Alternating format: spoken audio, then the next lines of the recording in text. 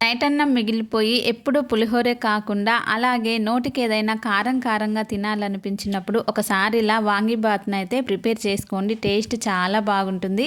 ఇది కర్ణాటక స్పెషల్ అన్నమాట.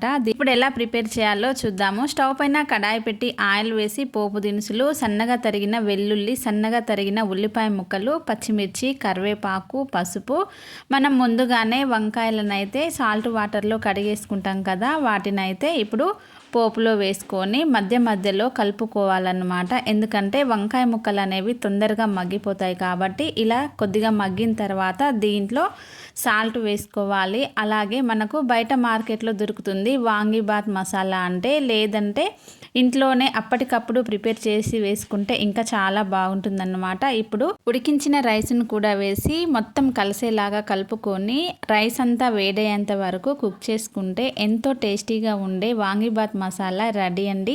ఈ మసాలా ఎలా ప్రిపేర్ చేసుకోవాలో కూడా మన ఛానల్లో అప్లోడ్ చేస్తా, ఓకేనా.